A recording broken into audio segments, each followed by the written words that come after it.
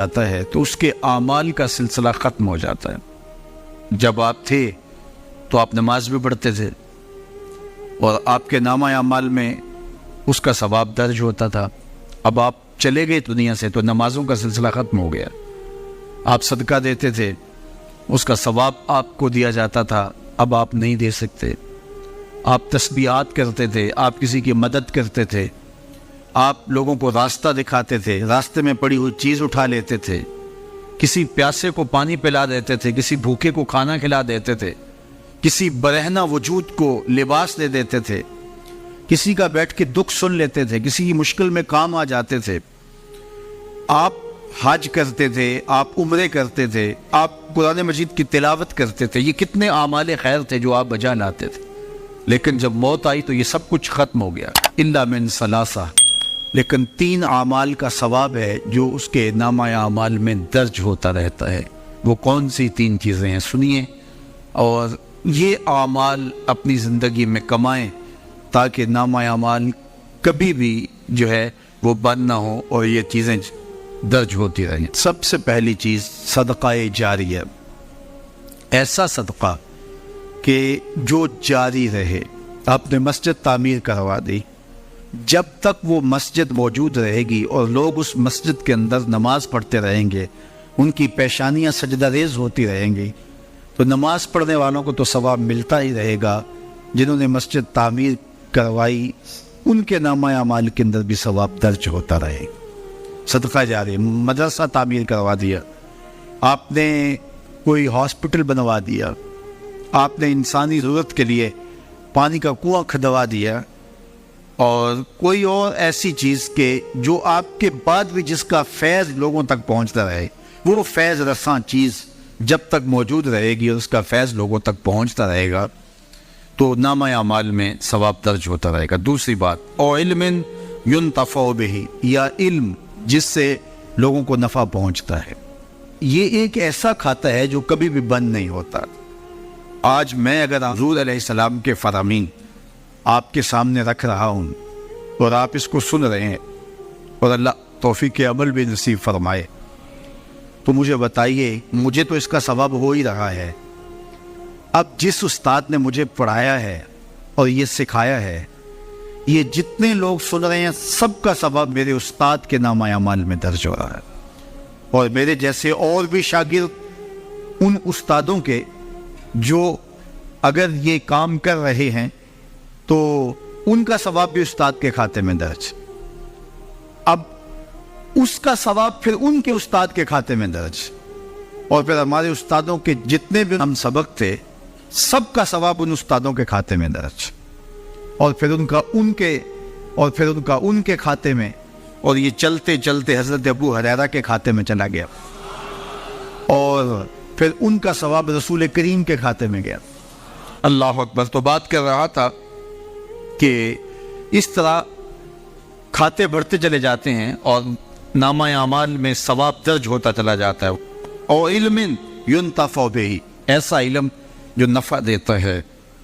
او ولد صالح يدعو له، تیسری بات، صالح اولاد جو ماں باپ کے لیے دعا کرے، اور ماں باپ کے لیے جب دعاؤں کا سلسلہ اولاد کی جانب سے جاری رہتا ہے تو وہ صدقہ جاریہ ہوتا ہے۔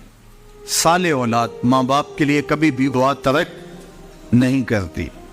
اولاد صالح تبھی ہوگی کہ وہ 5 گانہ نمازی ہوگی، اور 5 گانہ نمازی اولاد اہتمام سے دعا نہیں بھی کر پائے گی تو دن میں کتنی مرتبہ کہے گی، ربنا اغفر لی ولوالدی، اے اللہ مجھے بھی بخش دے، میرے ماں باپ کو بھی۔ ایک شخص کے 2 بیٹے ہیں، 3 بیٹیاں ہیں، 3 بیٹے ہیں، 4 بیٹیاں ہیں، اور وہ نمازی ہیں، اور روز کہتے ہیں ربنا اغفر لی ولوالدی۔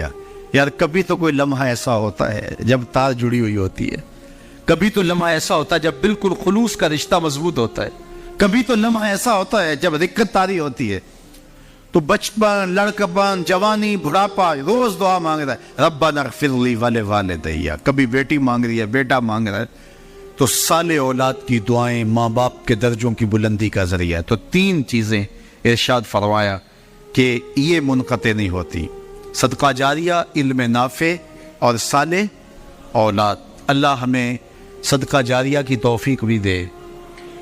اور اللہ ہمیں علم نافع سیکھنے اور علم نافع آگے منتقل کرنے کی توفیق بھی دے، اور اللہ جل شانہ ہمیں توفیق عطا کرے کہ ہم اپنی اولاد کی ایسی تربیت کریں کہ کل ہمارے لیے وہ صدقہ جاریہ بنیں، اور ہمارے مرنے کے بعد بھی اور ہماری زندگی میں بھی ہمارے نامہ اعمال میں نیکیوں کے درج ہونے کا سبب و ذریعہ ہو، اور ہمارے لیے دعاؤں کا سلسلہ جاری رہے۔ انبیاء ہیں جو گناہوں سے پاک ہیں، جن پر گناہ کا ایک دھبا بھی نہیں ہے، باقی گناہ میرے میں بھی ہے، گناہ آپ میں بھی ہے، لیکن اگر ہم لوگوں کے گناہ اچھالنا شروع کر دیں گے تو ہمارے بھی گناہ اچھالے جائیں گے، بالخصوص اگر کسی نے کسی گناہ سے توبہ کر لی اور وہ اس گناہ کو چھوڑ کے نیک بن گیا۔ اب اگر کوئی بندہ اس کے اس گناہ کا ڈنڈورا پیٹتا ہے تو اللہ جل شانہ مرنے سے پہلے اس کو اس میں مبتلا کرے، یہ اس کی سزا ہوگی۔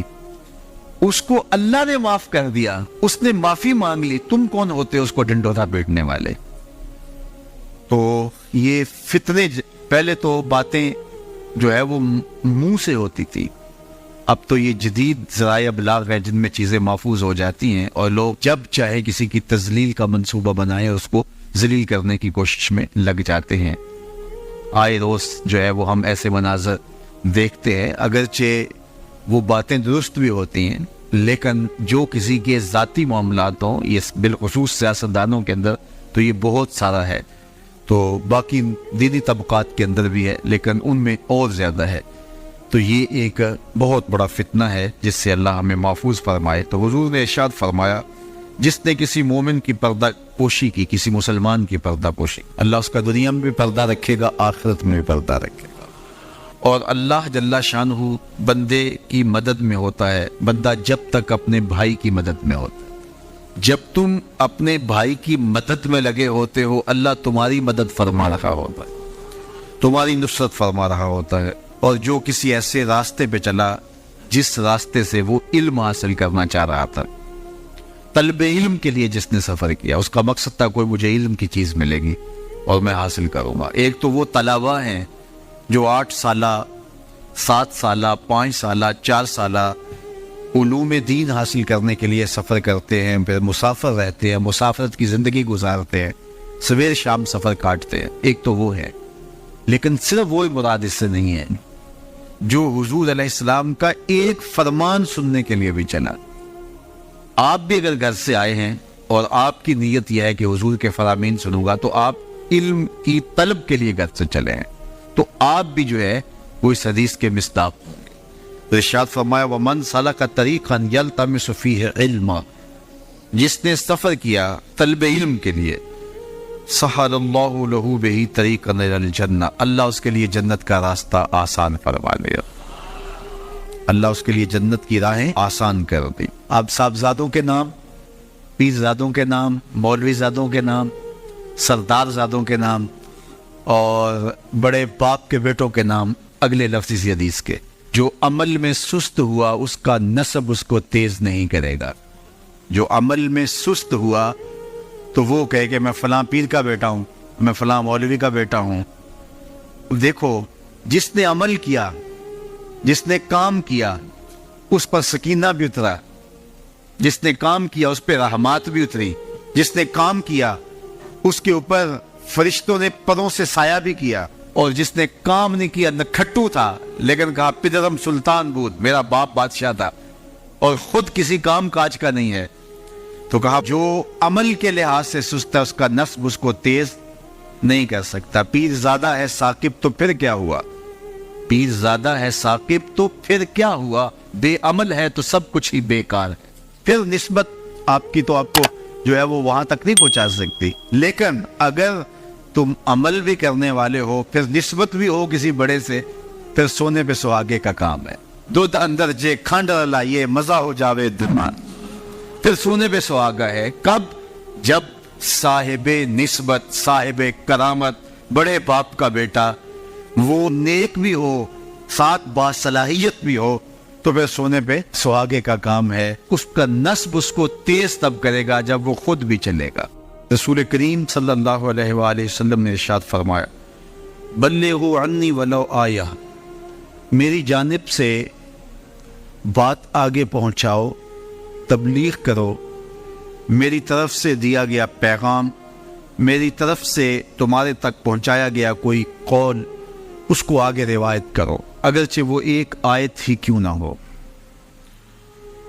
وَحَدِّثُوا عَن بنی اسرائیل وَلَا حَرَجَ، اور بنی اسرائیل سے جو روایات اور جو حکایات مروی ہیں ان کو آگے روایت کر دو، اس میں کوئی حرج نہیں ہے۔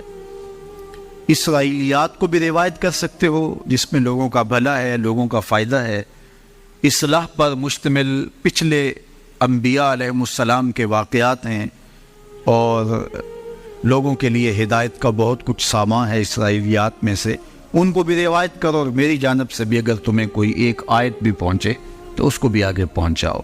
لیکن ساتھ یہ بات ارشاد فرمائی، جس نے میرے اوپر کوئی جھوٹ باندھا جان بوجھ کے، وہ جانتا ہے کہ یہ جھوٹ ہے اور اس نے میری طرف سے اس کو روایت کر دیا، تو آقا کریم نے فرمایا کہ وہ اپنا ٹھکانہ جہنم میں بنا لے۔ تو حضور علیہ الصلاۃ والسلام کی حدیث کو روایت کرتے ہوئے پوری احتیاط کے دامن کو تھامنے کی ضرورت ہے، کہ آج کل یہ سوشل میڈیا کا زمانہ ہے کہ جو بھی رتب و یاب سے آیا اس کو آگے روایت کر دیا، آگے اس کو شیئر کر دیا، اور بہت ساری ایسی چیزیں ہیں جن کا حضور علیہ السلام کی مبارک حدیث سے کوئی تعلق نہیں ہوتا۔ تو ایک تو آپ اس حوالے سے بہت زیادہ محتاط رہیں، اور جو ذمہ دار لوگ ہیں ان کی طرف سے آئی ہوئی چیز کوئی آگے آپ فارورڈ کر سکتے ہیں تاکہ آپ اس حدیث کی وعید کا شکار نہ ہوں۔ فرمایا جو میری جانب سے جانتے بوجھتے جھوٹ کو آگے منتقل کر دیتا ہے، میرے اوپر جھوٹ باندھتا ہے، تو وہ اپنا ٹھکانہ جہنم میں بنا لے۔ اور دوسری روایت، جس شخص کی بلائی کا اللہ ارادہ کرتا ہے اس کو دین کی سمجھ عطا کر دیتا ہے، دین کا فہم نصیب کر دیتا ہے۔ وَإِنَّمَا أَنَا قَاسِمٌ وَاللَّهُ يُعْطِي، اور فرمایا میرا اللہ عطا کرنے والا ہے اور میں بانٹنے والا ہوں۔ رسول کریم صلی اللہ علیہ وسلم کا ایک اور فرمان سن لیجئے، آقا کریم نے ارشاد فرمایا لا حسد الا فی اثنتین، حسد نہیں ہے، یہاں حسد بمعنی رشک ہے، مگر دو لوگوں کے معاملے میں رشک کرنا جائز ہے۔ وہ شخص جس کو اللہ نے مال دیا، اس مال کو وہ راہ حق میں خرچ کرتا ہے، تو ایسے مالدار پر رشک کرنا جائز ہے۔ کاش کہ میں بھی صاحب مال ہوتا تو میں اس سے زیادہ خوبصورت مسجد تعمیر کرواتا، میں صاحب مال ہوتا تو میں اس طرح کے 10 مرکز تعمیر کروا دیتا۔ تو رشک کیا جا سکتا ہے، تو یہاں حسد بمعنی رشک ہے۔ تو فرمایا کہ حسد جائز نہیں ہے، لیکن دو اشخاص پر، ایک وہ جس کو اللہ نے مال دیا اور اس کو وہ مخلوق خدا کی بہتری کے لیے خرچ کرتا ہے، وَرَجُلٌ آتَاهُ اللَّهُ حِکْمَةً، اور وہ شخص جس کو اللہ تعالیٰ نے حکمت دی، دانائی عطا کی، علم دیا، فقاہت کے نور سے مالا مال کیا، اور وہ اس دی گئی حکمت سے، اس دانائی کے ساتھ فیصلے کرتا ہے اور اس کو لوگوں تک پہنچاتا ہے، اس کو سکھاتا ہے، تو اس پر رشک کیا جا سکتا ہے کہ آج یہ مسند انصاف پہ بیٹھ کے فیصلے کرتا ہے، مسند تدریس پہ بیٹھ کے لوگوں کو دین سکھاتا ہے، ممبر و محراب میں اللہ کے دین کے پیغام کو اوروں تک پہنچاتا ہے، تو یہ دل میں آرزو پیدا ہو، یہ دل میں تمنا پیدا ہو، کاش کہ اس مسند پہ میں بھی بیٹھوں اور میں بھی اللہ کے دین کو لوگوں تک پہنچا سکوں۔ تو یہ آرزو اگر سینے میں پیدا ہو اور کسی شخص سے رشک پیدا ہو، تو یہ رشک محمود ہے، نامحمود نہیں ہے۔ تو یہ علم کے لیے ترغیب ہے کہ اللہ جل شانہ سے ایسی دعا مانگنی، ایسی آرزو پالنا اور ایسی توقع رکھنی درست اور جائز ہے۔ حضور علیہ السلام نے ارشاد فرمایا جس نے کسی شخص کی مصیبت کو دور کیا، کسی مومن کی تکلیف کو دور کیا، وہ تکلیف کسی بھی قبیل سے ہو سکتی ہے، وہ بیماری تھی اس کے علاج میں مدد کی، اس نے کہیں جانا تھا سواری پہ بٹھا کے لے گیا، وہ بھوکا تھا اس کو کھانا کھلا دیا، اس کی جوان بچی تھی اور گھر کی دہلیز پہ بوڑھی ہو رہی تھی، اس نے شادی میں مدد دے دی. اس کی کوئی بھی تکلیف، کوئی بھی مصیبت جس میں وہ پھنسا تھا، اس سے اسے نکالا. اللہ تعالیٰ اس کے لیے دنیا اور آخرت میں آسانیاں پیدا کرتا ہے. اگر آپ یہ چاہیں کہ میری زندگی سہل گزرے تو لوگوں کی زندگیوں کو سوکھا کر دو.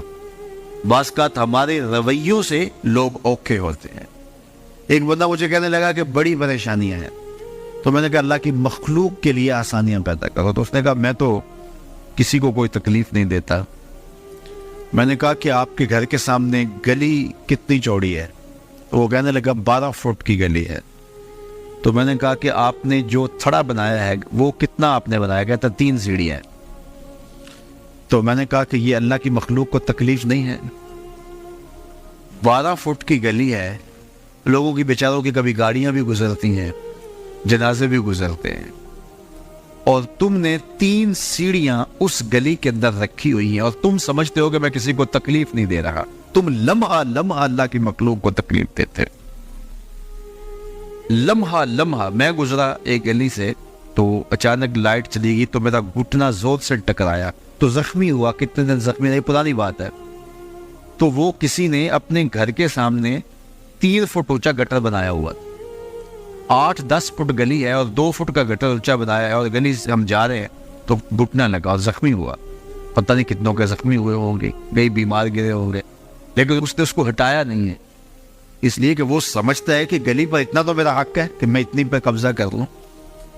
تو وہ اللہ کی مخلوق کو تکلیف دے رہا ہے، اللہ کی مخلوق کو اذیت پہنچا رہا ہے. اپنی موٹر اس نے باہر لگائی ہے، 10 مرلے کا مکان ہے، سب کچھ اس کے مکان کے اندر موجود ہے. اس نے ایک ایک جگہ واش روم بھی اس نے بڑا چوڑا لمبا بنایا ہوا ہے، لیکن 3 سیڑھیوں کے لیے اندر جگہ نہیں ہے، 3 سیڑھیوں کے لیے باہر اللہ کی مخلوق کو تکلیف دے رہا ہے. تو اللہ کی مخلوق کو جس قبیل سے بھی آپ تکلیف دو، آپ اگر اونچی آواز کرتے ہو جس سے ہمسایہ تنگ آتا ہے، تو یہ بھی اللہ کی مخلوق کو تکلیف دینے کے وقت. ہمارے دین نے تو ہمیں کس قدر آسانیاں سکھائی ہیں، کس قدر سہولتیں ہمارے دین نے ہمیں دی ہیں، اور لوگوں کی جان سوکھی رہے، لوگوں کو تکلیف میں مبتلا نہ ہونے دے، لوگوں کو اذیت میں مبتلا نہ ہونے دے. میں تو یہ بھی دیکھتا ہوں کہ لوگ 12 فٹ کی گلی ہے اور اس کے اندر دکان ہے، تو سامنے اس طرف کا جو ہے وہ موٹر سائیکل کھڑا کر کے تو اندر سے جو ہے وہ کوئی چیز خرید رہے ہوتے ہیں. تو باہر سے کوئی بیچارہ آ کے ہارن دے رہا ہو، کھلو جا، کوئی نہیں نکالی پہ.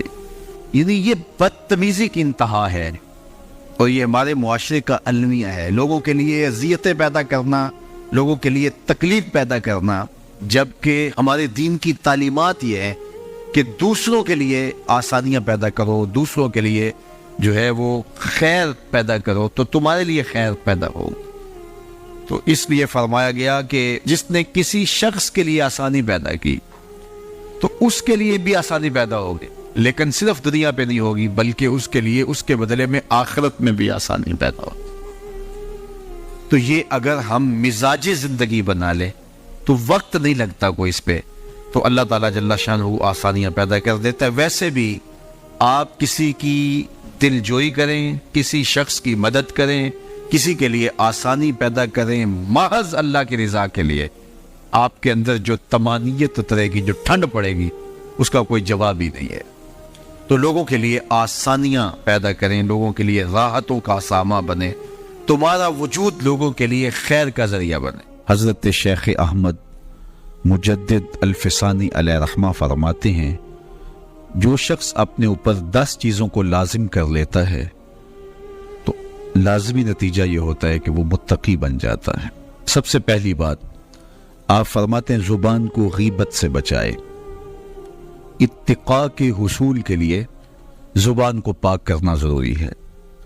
انسان کے زیادہ تر گناہ اس کی زبان کی وجہ سے ہیں، اور غیبت یہ بدترین عمل ہے، اور اس کو بدکاری سے بھی برا قرار دیا گیا ہے. الغیبت اشد من الزنا. تو اپنی زبان کو غیبت سے بچائے. دوسری بات ارشاد فرمائی کہ بدزنی سے بچے، کسی سے खामखा बदगुमान हो जाना और अपने दिल को किसी के लिए मैला कर लेना और उसकी बदगुमानी दिल में पालना, ये तकवे के मुनाफी है। तो किसी की बदगुमानी से, बदजनी से अपने दिल को बचाए, जुबान को गीबत से बचाए, दिल को बदगुमानी से बचाए और मस्खरापन से बचे। तबीयत की खुश मिजाजी ये माने नहीं है, लेकिन मस्खरापन और चीज़ है, उससे रोक दिया गया। चौथी चीज़ हज़रत शेख अहमद फरमाते हैं कि अपनी आँख को हराम से बचाए। अपनी आँख की हिफाजत करने से तकवा हासिल होता है। जब आँख खराब होती है तो दिल खराब होता है, जब दिल खराब होता है तो फिर पूरा बदन खराब हो जाता है। पांचवी चीज़ इरशाद फरमाई, हमेशा सच बोले। झूठा शख्स कभी मुत्तकी नहीं हो सकता। मोमिन सच्चा होता है, मोमिन झूठा नहीं होता। और तकवे के उसूल के लिए सच शर्त है। छठी चीज़ इरशाद फरमाई, हर हाल में अल्लाह का एहसान माने। जब कोई भी इंसान पर बेहतरी आए तो उस वक्त ये कहे कि ये मेरे रब का एहसान है कि मुझे ये हासिल हुआ है। बहुत सारे लोग अपनी मेहनत का नतीजा करार देते हैं कि ये मैंने किया तो उसके नतीजे में ये मिला। उसकी करम नवाजी है कि उसने ऐसा कर दिया। सेहत मेरा कमाल नहीं, ये अल्लाह की अता है। इल्म मेरा कमाल नहीं, ये अल्लाह की अता है। लहजों की खूबसूरती ये उसकी अता से मुमकिन है। उसने आंखों में रोशनाई रखी, उसने तौफीक अमल नसीब फरमा दी। तो मत समझे कि ये कोई मेरा कमाल है। अल्लाह का एहसान मानेगा तो गुरूर पैदा नहीं होगा, तकब्बुर पैदा नहीं होगा। तो हर हाल में अल्लाह का एहसान माने। जो भी खैर उसको मिले वो कहे ये मेरे रब की तरफ से है, और अगर उसका करम ना होता तो ये अमल मुझे नसीब ना होता। सातवीं चीज़, अपना माल राह हक में खर्च करे। नाहक रास्ते पर एक दिरहम भी खर्च ना करे। कमाया हुआ माल राह हक में खर्च करने से इत्तिका की दौलत नसीब होती है। अल्लाह क़यामत के दिन बंदे के कदम अपने हुजूर से हटने नहीं देगा जब तक उससे 3 सवाल नहीं कर लेगा। उनमें से एक सवाल ये होगा कि माल कमाया कहाँ से, माल खर्च कहाँ किया। इसलिए ये अपनी तबा के अंदर लाजिम कर ले कि कभी भी उसका माल किसी नाजायज़ और फजूल काम में खर्च ना हो, राह हक में उसका माल लगे। आठवीं चीज़, नफ्स के लिए कभी बड़ाई बुलंदी ना चाहे, इससे तबीयत में सरकशी आएगी और तकवे के रास्ते में ये अमल माने। और नमाजों की हिफाजत करे। नमाजों की अगर हिफाजत नहीं करता तो बाकी सारे अमल उसके पास हैं, तो वो मुत्तकी कैसे बन सकता है? क्योंकि ये तो इस्लाम का बुनियादी फरीज़ा है जो अहले ईमान पर लाजिम किया गया है। और 10वीं चीज़ हज़रत शेख फरमाते हैं, अकीदों की सेहत का ख्याल रखे।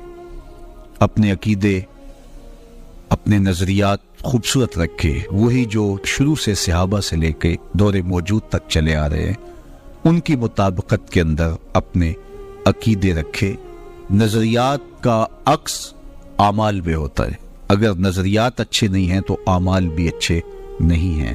तो ये 10 खूबियाँ और 10 चीज़ें अगर किसी शख्स ने अपने अंदर लाजिम कर ली तो फिर लाजमी नतीजा ये है कि वो मुत्तकी बन जाएगा, वो परहेजगार बन जाएगा, वो मुस्तजाब दावत होता है।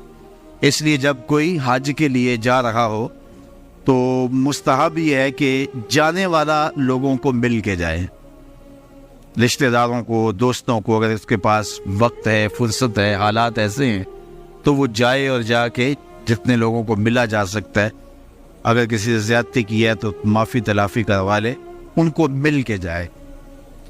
और जब वो वापस आए तो लोग उसे मिलने आए, इसलिए कि ये एजाज़ है कि अब उसकी आंखें देखें जिस आंखों ने काबतुल्लाह की ज़ियारत की है, उसकी आंखों को देखें जिनकी आंखों ने जमाले गुंबद खजरा देखा है। तो हमारे अब्बास का तो होता है कि हाजी जब रुखसत होता है तो उससे पहले घर में महफिल या इस तरह का होता है तो लोग आते हैं मिलने के लिए। तो आप हज पे जा रहे हैं, अच्छी बात है, इसमें कोई शरीयत की ममानत भी नहीं है। लेकिन इस्तेवाब इसमें है कि وہ مل کے جائے لوگوں کو، اور جب وہ واپس آئے تو پھر لوگ ملنے آئے، اور وہ بھی اگر اس کو گھر داخل ہونے سے پہلے ملیں تو اس کی دعائیں اس وقت میں رد نہیں ہوتی، تو اس سے دعائیں لی جائیں۔ تو حج ایک ایسا فریضہ ہے جو زندگی میں ایک مرتبہ ادا کرنا واجب ہے، اس کے بعد آپ ہر سال ادا کر لیں، 5 سال بعد کر لیں، زندگی میں جب استطاعت مالیہ نصیب ہو، استطاعت بدنیہ نصیب ہو، حالات اجازت دے تو آپ جب چاہیں کریں، لیکن ایک مرتبہ جو حج کیا جاتا ہے اس کو حجۃ الاسلام کہا جاتا ہے، تو وہ ایک مرتبہ آپ کے ذمے سے اتر جائے گا جب آپ کر لیں گے۔ اور حج بدل بھی وہی کر سکتا ہے جس نے حجۃ الاسلام اپنا حج کیا ہوا ہو، اور یہ جو حج بدل ہے یہ ایک ایسا حج ہے جس سے 3 گناہگاروں کو جہنم کی آگ سے آزاد کر دیا جاتا ہے۔ ایک جس کے لیے حج بدل کیا جا رہا ہے، دوسرا جو کروا رہا ہے، اور تیسرا جو کر رہا ہے۔